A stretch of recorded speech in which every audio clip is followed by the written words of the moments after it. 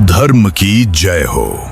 ये वाक्य जब भी सुनाई देता है, हमारे मन में एक ऐसी महागाथा की छवि उभरती है जो हजारों वर्षों बाद भी उतनी ही जीवंत और उतनी ही प्रासंगिक है। महाभारत, वो महाकाव्य जिसमें धर्म और अधर्म का महासंग्राम हुआ, वो युद्ध जिसमें न केवल भूमि की विजय हुई बल्कि आत्मा की भी परीक्षा हुई। आज हम उस महागाथा के उस अंतिम और सबसे भावुक अध्याय को जीने जा रहे हैं, पांडवों की स्वर्ग यात्रा। कुरुक्षेत्र के महायुद्ध को 36 वर्ष बीत चुके थे। वो युद्ध जिसने धर्म की स्थापना की, लेकिन साथ ही असंख्य परिवारों को उजाड़ दिया, जिसने विजय दी, लेकिन विजेताओं के हृदयों में अनगिनत घाव भी छोड़ दिए। 36 वर्ष, एक पूरी पीढ़ी बीत गई थी। जो बच्चे उस युद्ध के समय जन्मे थे, वे अब स्वयं राज्य चलाने योग्य हो गए थे। लेकिन वे पांडव जिन्होंने उस युद्ध को जिया था, वे अब थके हुए, विरक्त हुए, संसार से ऊपर उठ चुके थे। और फिर एक के बाद एक ऐसी घटनाएं घटी जिन्होंने पांडवों को यह संकेत दे दिया कि अब जाने का समय आ गया है। पहली और सबसे बड़ी घटना, स्वयं भगवान श्री कृष्ण का इस लोक से प्रस्थान। जब गांधारी का शाप फलीभूत हुआ और यदुवंश का स्वयं ही नाश हो गया, जब द्वारिका समुद्र में समा गई और जब श्री कृष्ण ने अपना दिव्य शरीर त्यागा, उस दिन जैसे पांडवों की आत्मा भी एक हिस्सा खो बैठी। क्योंकि कृष्ण केवल उनके सखा नहीं थे, केवल उनके मार्गदर्शक नहीं थे, वे उनकी आत्मा के सूत्र थे। उनके बिना यह संसार पांडवों को अब खोखला, निर्जीव और अर्थहीन लगने लगा। यही वो क्षण था जब युधिष्ठिर के भीतर एक गहरा जागरण हुआ, एक ऐसा बोध जो शब्दों में नहीं समाता, जो केवल अनुभव में आता है। ये संसार अब हमारे लिए नहीं है, हमारा कार्य पूर्ण हो गया। एक दिन हस्तिनापुर के राजमहल में पांडव एकत्र हुए। युधिष्ठिर महाराज बीच में बैठे थे। उनकी आंखों में एक अजीब शांति थी, वो शांति जो तूफान के बाद आती है, वो शांति जो तब आती है जब सारे प्रश्नों के उत्तर मिल जाते हैं। भीम, अर्जुन, नकुल, सहदेव और द्रौपदी सभी उपस्थित थे। कमरे में मौन छाया हुआ था, जैसे वायु भी सांस रोके सुन रही हो। युधिष्ठिर ने धीरे से अपनी आंखें खोली। उनके होठों पर एक स्मित था, वो मुस्कान जो सन्यासियों के चेहरे पर होती है, जो संसार को जान चुके हों। प्रिय बंधुओं, द्रौपदी, आज मैं तुम सबसे कुछ कहना चाहता हूं। वह समय आ गया है जिसके बारे में हम सभी के हृदय में कहीं ना कहीं एक भाव था। काल, यह समय नामक महाशक्ति सभी प्राणियों को अपनी गति से चलाती है। राजा हो या रंक, देव हो या दानव, काल के सामने सभी नतमस्तक होते हैं। हमने अपना धर्म निभाया, हमने अपना राज्य सुरक्षित किया। अब हमें इस मृत्युलोक की माया से ऊपर उठना होगा। अब हमें महाप्रस्थान का मार्ग लेना होगा। युधिष्ठिर के शब्द कमरे में गूंजे और एक गहरी लहर सी उठी। भीम, जिन्होंने अनगिनत युद्ध लड़े, जिन्होंने दुर्योधन की जंघा तोड़ी, जिन्होंने हिमालय की चोटियों को भी नमस्कार नहीं किया, वे भी एक पल के लिए चुप हो गए। अर्जुन, जिनके हाथ में सदा गांडीव रहा, जिनकी आंखें सदा लक्ष्य पर टिकी रहती थीं, वे भी दूर किसी याद में खो गए। नकुल और सहदेव, दोनों सबसे छोटे भाई, उन्होंने बड़े भाई की बात को सुना और मन ही मन स्वीकार किया।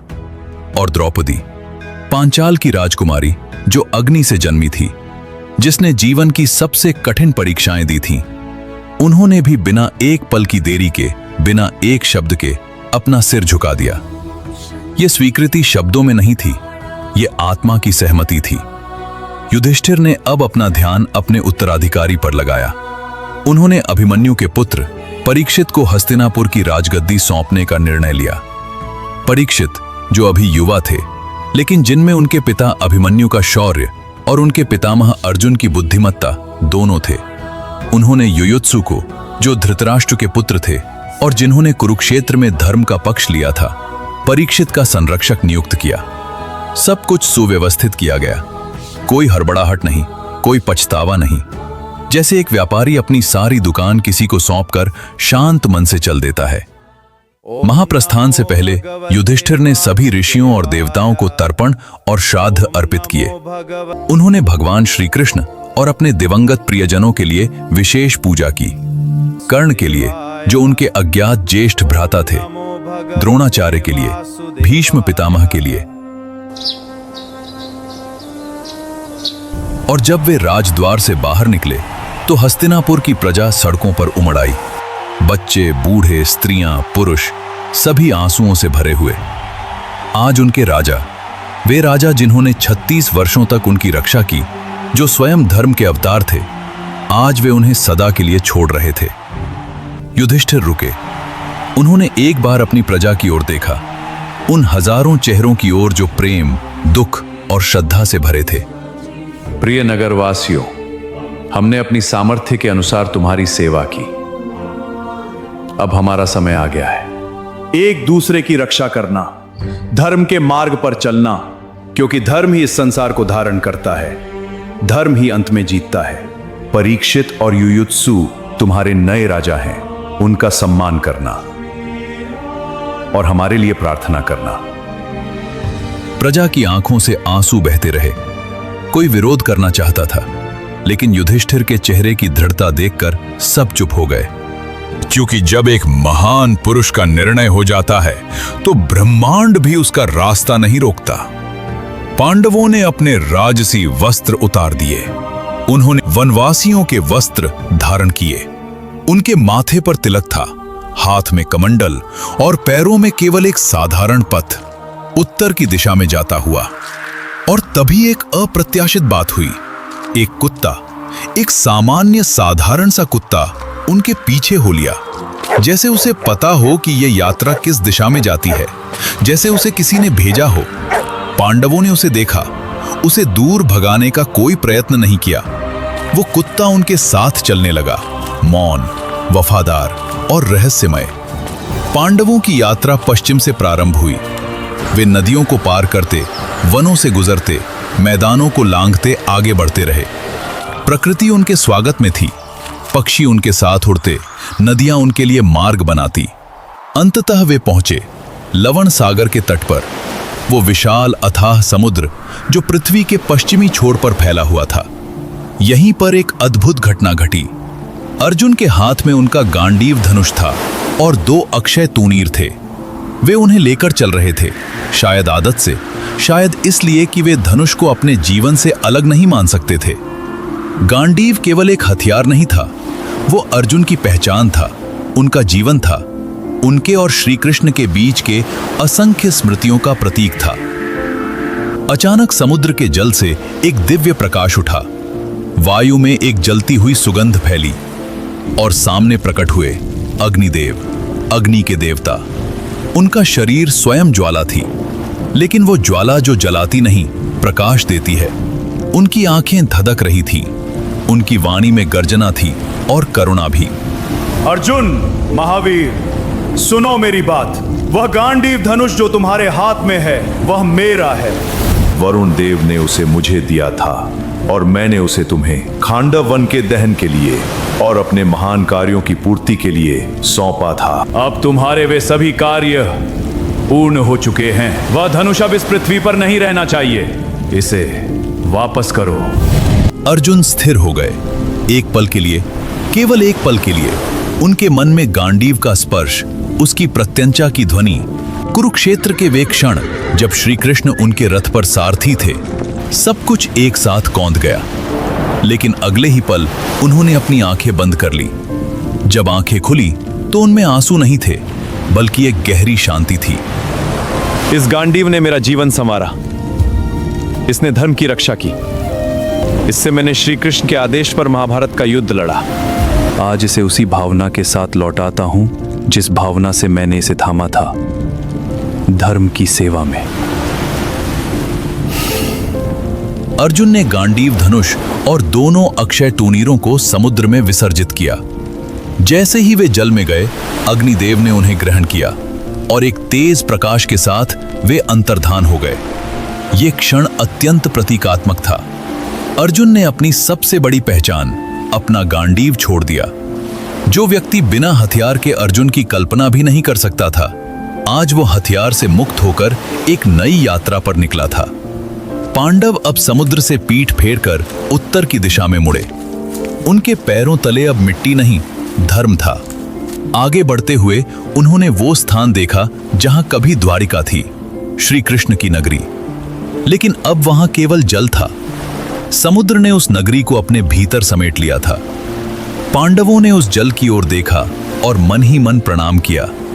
द्वारिका को समुद्र में डूबा देखकर जो शोक होना चाहिए था, वो शोक भी अब नहीं था, क्योंकि वे जान चुके थे कि जो कुछ भी बना है वो एक दिन मिटता है। यही प्रकृति का नियम है, यही काल का नियम है। उत्तर की यात्रा अब हिमालय की ओर मुड़ गई। वे पर्वतों की तलहटी से होते हुए ऊपर चढ़ने लगे। हिमालय, जहां देवता निवास करते हैं, जहां ऋषि तपस्या करते हैं, जहां पृथ्वी और स्वर्ग का मिलन होता है। लेकिन हिमालय की यह चढ़ाई कोई साधारण यात्रा नहीं थी। ये वो मार्ग था जहां से केवल वे ही जा सकते हैं जिन्होंने अपने कर्मों का हिसाब चुका दिया हो, और जिन्होंने नहीं चुकाया वे रास्ते में ही रुक जाते हैं। पहाड़ की बर्फीली हवाएं उनके चेहरों को काटती थीं। पैरों तले बर्फ थी जो कभी कभी धंस जाती थी। रास्ता खड़ी चढ़ाई का था, सांस लेना भी कठिन होने लगा था। लेकिन छहों आत्माएं, युधिष्ठिर, भीम, अर्जुन, नकुल, सहदेव और द्रौपदी, और साथ में वो रहस्यमय कुत्ता, सब आगे बढ़ते रहे। सबसे पहले जो हुआ वो अप्रत्याशित था। द्रौपदी, पांचाल की राजकुमारी, अग्नि से उत्पन्न, पांडवों की पत्नी, वो जिसने वनवास में भी राजकुमारी की गरिमा बनाए रखी, जिसने चीर हरण के अपमान को सहा और धर्म पर भरोसा रखा, जिसने कुरुक्षेत्र युद्ध की विभीषिका को देखा, वो द्रौपदी। उनके कदम धीमे होने लगे, उनकी सांस उखड़ने लगी। उनका शरीर जो इतने वर्षों में इतनी कठिनाइयों से गुजरा था, अब साथ छोड़ने लगा। और फिर वो क्षण आया। द्रौपदी लड़खड़ाईं और बर्फ पर गिर गईं। भीम, जिनका हृदय पाषाण जैसा कठोर कहा जाता था युद्ध में, वे दौड़कर द्रौपदी के पास आए। उनकी आंखें नम थीं, उनकी आवाज भारी थी। राधा, रुकिए, द्रौपदी गिर गई है।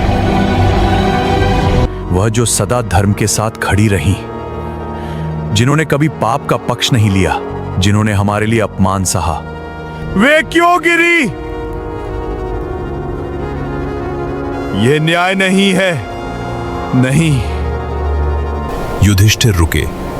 उन्होंने द्रौपदी की ओर देखा। उनका शरीर बर्फ पर था, उनकी आंखें बंद थीं। एक पल के लिए युधिष्ठिर के चेहरे पर भी पीड़ा की एक लहर आई, लेकिन वे जानते थे क्योंकि वे धर्मराज थे। वे जानते थे कि कर्म का फल किसी को भी नहीं छोड़ता। भीम, रुको। द्रौपदी महान थी, इसमें कोई संदेह नहीं। उनकी भक्ति, उनकी शक्ति, उनका त्याग अतुलनीय था।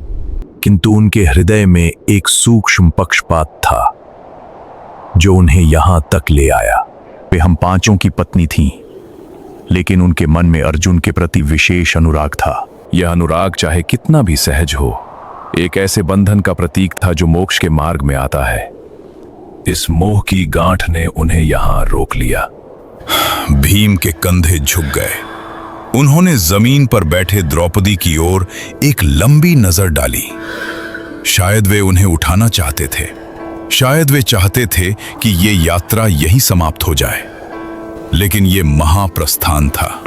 यहां कोई किसी का इंतजार नहीं करता।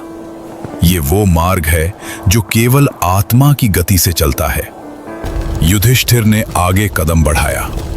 भीम, अर्जुन, नकुल, सहदेव सब उनके पीछे चले। द्रौपदी, जो अग्नि से जन्मी थी, वे वहीं बर्फ में विश्राम कर गईं। उनकी आत्मा अब उन सांसारिक बंधनों से मुक्त होकर ऊपर की ओर उड़ चली। अग्नि से जन्म, बर्फ में विलय, ये भी एक अद्भुत संयोग था। यात्रा जारी रही, लेकिन अब हर कदम के साथ हवाएं और तेज होती जा रही थीं, बर्फ और गहरी होती जा रही थी, और एक एक करके पांडव बंधुओं के पैर भी थकने लगे। अगला पतन सहदेव का हुआ। सहदेव, माद्री के पुत्र, जो बुद्धि और ज्ञान के लिए जाने जाते थे। उन्हें भूत, भविष्य और वर्तमान का ज्ञान था।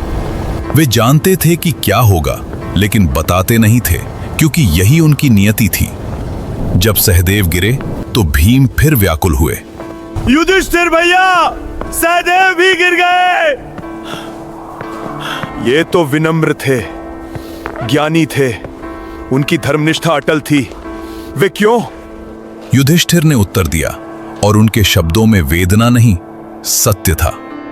सहदेव में एक सूक्ष्म गर्व था, उन्हें अपने ज्ञान पर अभिमान था।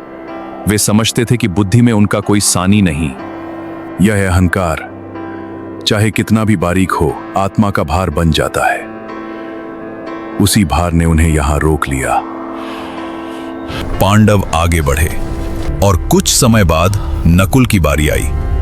नकुल माद्री के दूसरे पुत्र, जिनकी सुंदरता की चर्चा तीनों लोकों में होती थी, जो सदा साफ सुथरे, व्यवस्थित, आकर्षक रहते थे, जिनका बाहरी सौंदर्य उनका परिचय था। जब नकुल गिरे तो युधिष्ठिर का उत्तर था। नकुल को अपने रूप पर गर्व था। वे जानते थे कि वे सुंदर हैं। यह सौंदर्य अभिमान, यह शरीर के प्रति आसक्ति मोक्ष के मार्ग में बाधा बनी।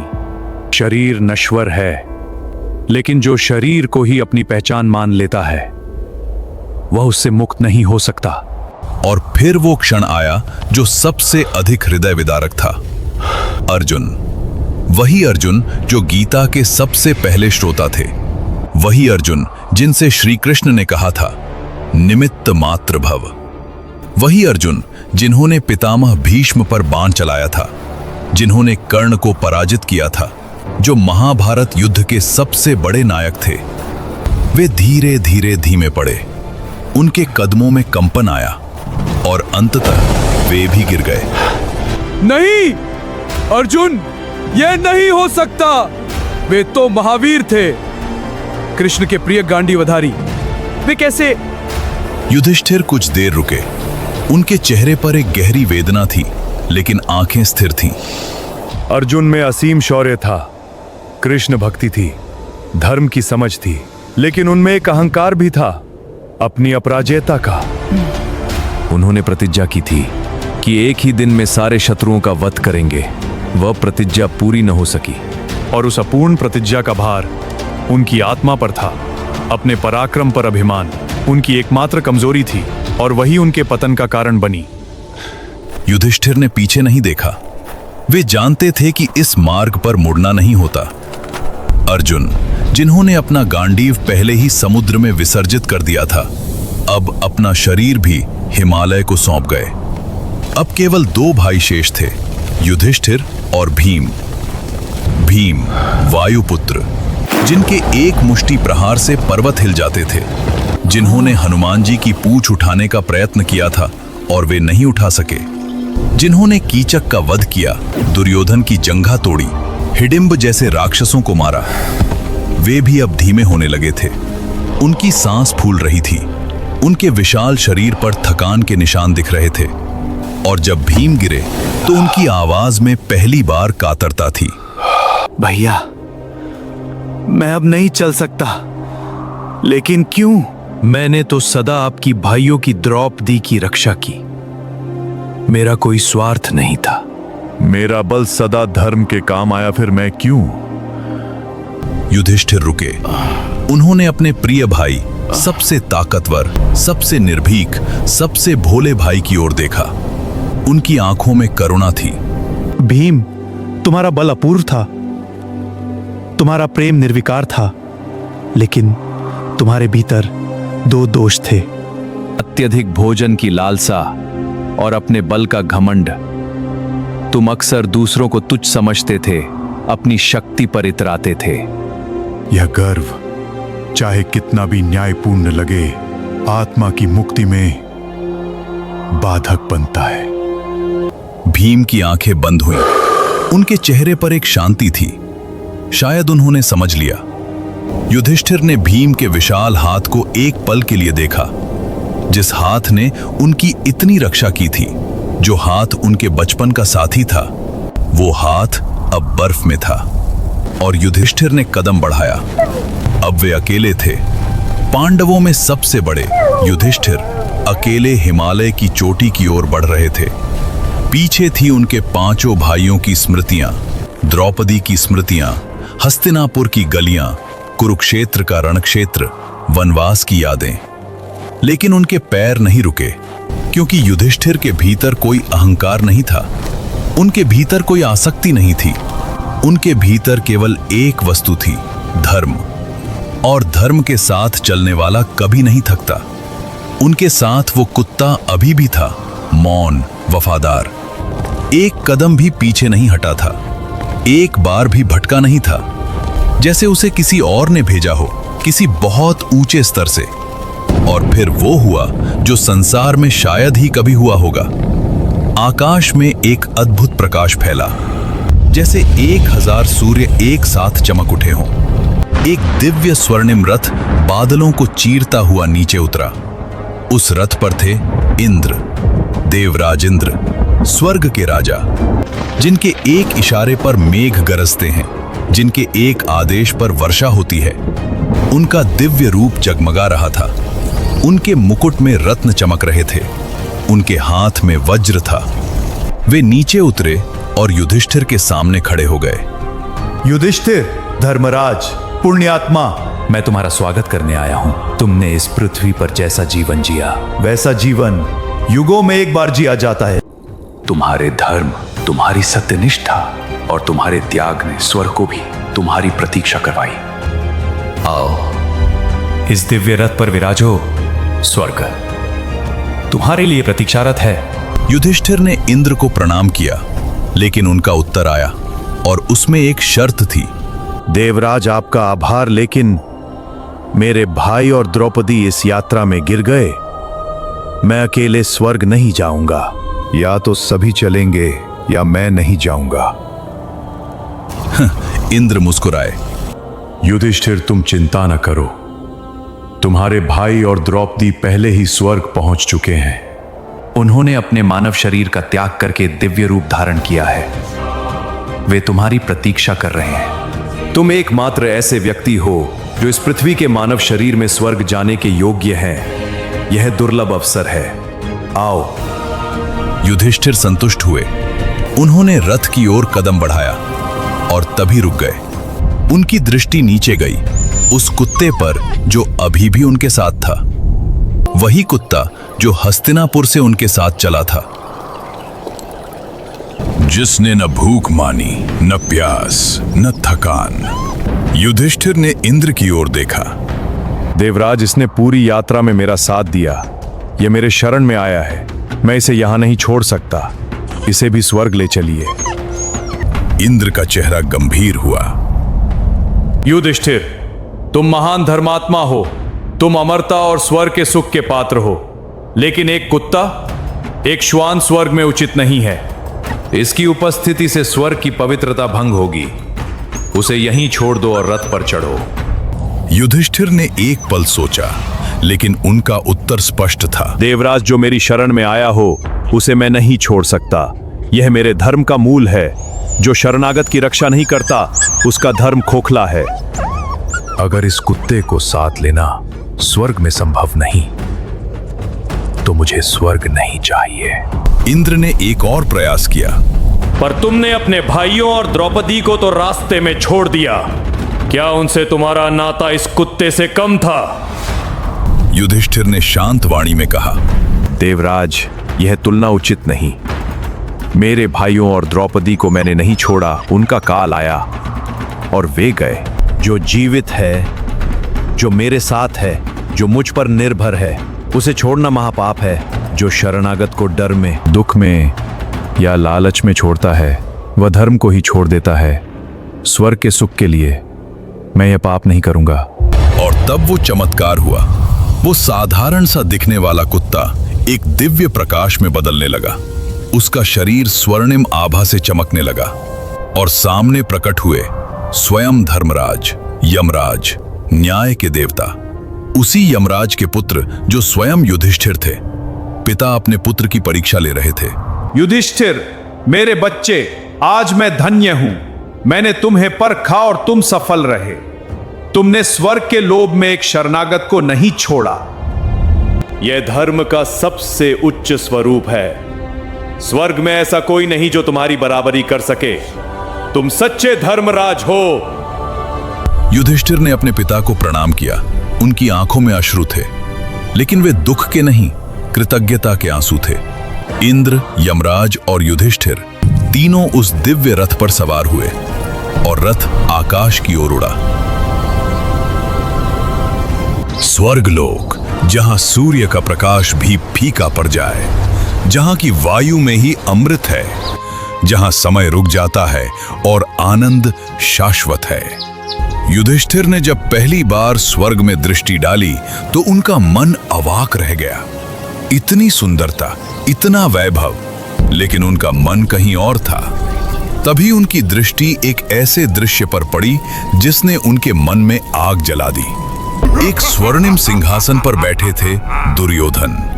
वही दुर्योधन जिसने द्रौपदी का चीरहरण करवाया था। वही दुर्योधन जिसने पांडवों को जहर देने का षड्यंत्र रचा था।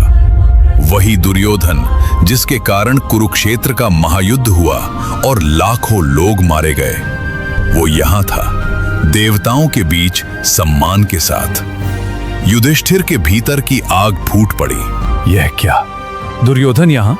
वह जिसने धर्म का नाश करने का प्रयत्न किया, जिसके कारण हमारे पुत्र, हमारे मित्र, हमारे गुरु सब मारे गए। वह यहाँ देवताओं की पंक्ति में बैठा है। और मेरे भाई कहाँ हैं? द्रौपदी कहाँ है, जिन्होंने सारा जीवन धर्म के लिए कष्ट सहे?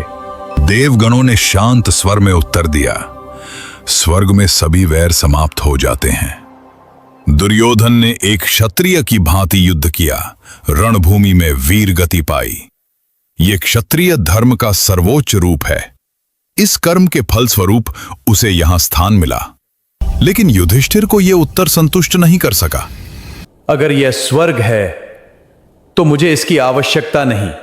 मुझे वहां ले चलो जहां मेरे भाई हैं, जहां द्रौपदी है, चाहे वो नरक ही क्यों ना हो। ये वाक्य सुनकर देवगण स्तब्ध रह गए। एक ऐसा पुरुष जो स्वयं स्वर्ग जाने का अधिकारी है और वो नरक जाने की इच्छा व्यक्त कर रहा है अपने भाइयों के लिए। ये प्रेम था, ये धर्म था, ये युधिष्ठिर थे। युधिष्ठिर को एक दैवीय दूत के साथ उस दिशा में ले जाया गया जहां से कराहने की आवाजें आ रही थीं। जैसे जैसे वे आगे बढ़े, वातावरण बदलता गया, प्रकाश कम होता गया, हवा में दुर्गंध आने लगी और दूर से, बहुत दूर से आवाजें आने लगीं, पीड़ा की आवाजें। युधिष्ठिर का हृदय भारी होने लगा। वे आगे बढ़ते गए और तभी उन्होंने सुना जानी पहचानी आवाजें। भीम की आवाज, अर्जुन की आवाज, नकुल की, सहदेव की और द्रौपदी की। वे सब यहां थे, इस अंधेरे दुर्गंध युक्त स्थान में। युधिष्ठिर भैया, तुम्हारे आने से हमें शांति मिल रही है। यहां मत जाओ, वापस लौट जाओ। युधिष्ठिर रुक गए। उनके पैर नहीं उठ रहे थे वापस जाने के लिए। उनका हृदय चीख रहा था कि जब तक भाई यहां हैं, मैं भी यही रहूंगा। उन्होंने दूत से कहा, मैं यहां से नहीं जाऊंगा। जब तक मेरे भाई और द्रौपदी इस पीड़ा में हैं, मैं भी यहीं रहूंगा। मेरी उपस्थिति से अगर उन्हें थोड़ी भी शांति मिलती है तो मैं यहीं रहूंगा। और उसी क्षण सब कुछ बदल गया। अंधेरा छट गया, दुर्गंध चली गई, कराहने की आवाजें रुक गईं और सामने प्रकट हुए इंद्र, यमराज और सभी देवता। उनके चेहरों पर मुस्कान थी। युधिष्ठिर, यह सब एक माया थी, एक परीक्षा, तुम्हारी आत्मा की अंतिम परीक्षा।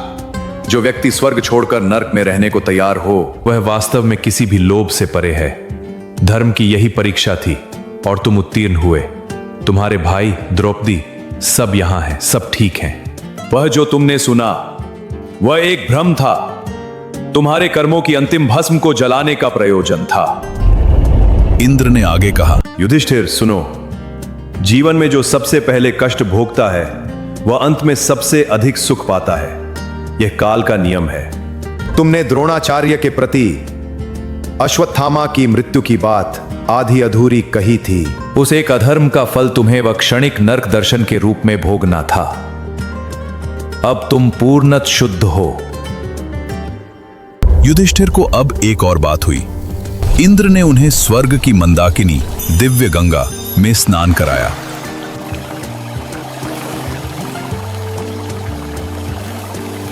जैसे ही युधिष्ठिर ने उस दिव्य जल में डुबकी लगाई, उनका मानव शरीर गल गया।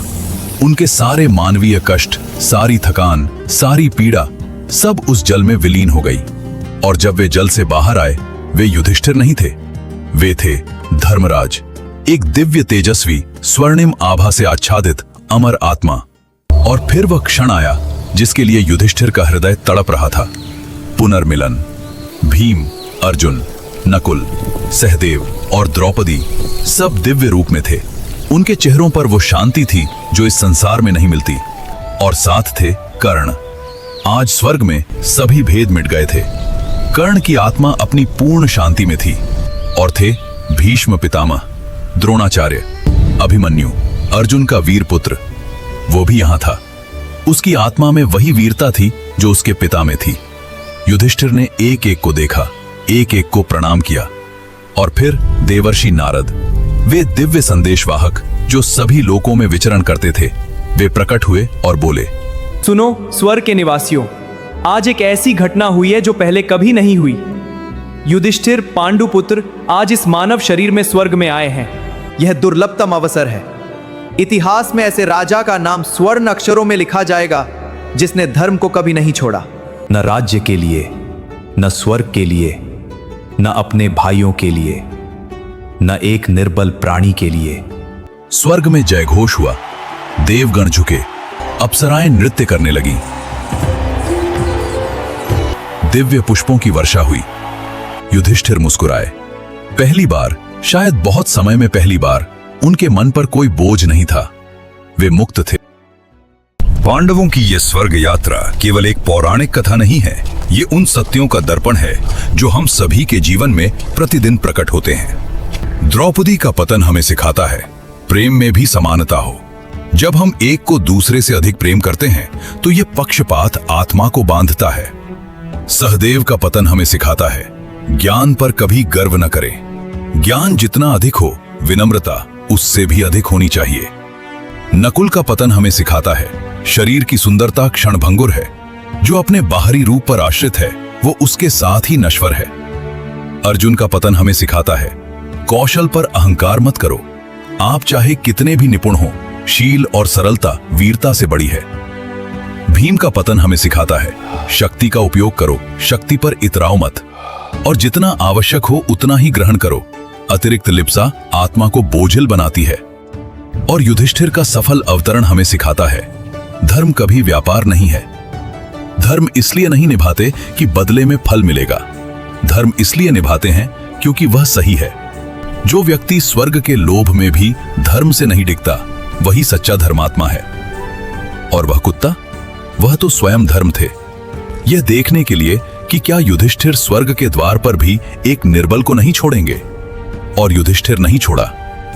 आज की इस भागती दौड़ती दुनिया में हम अक्सर सोचते हैं, किसी की मदद करने में क्या फायदा, सच बोलने में क्या मिलेगा, ईमानदारी से क्या लाभ। युधिष्ठिर का जीवन इन सभी प्रश्नों का उत्तर है। धर्म का फल तुरंत नहीं मिलता, कभी कभी धर्म के रास्ते पर चलते हुए वनवास होता है, अपमान होता है, युद्ध होता है, लेकिन अंततः धर्म जीतता है। युधिष्ठिर ने यह साबित किया। उन्होंने सत्य के लिए राज्य छोड़ा, धर्म के लिए भाइयों को खोया, और शरणागत की रक्षा के लिए स्वर्ग तक ठुकरा दिया। इसीलिए वे धर्मराज हैं, इसीलिए उनका नाम अमर है। यतो धर्म ततो जयः, जहां धर्म है वहीं विजय है। अगर यह वीडियो आपको अच्छी लगी तो लाइक, शेयर और सब्सक्राइब करें। कमेंट करें, इस कथा से आपने क्या सीखा।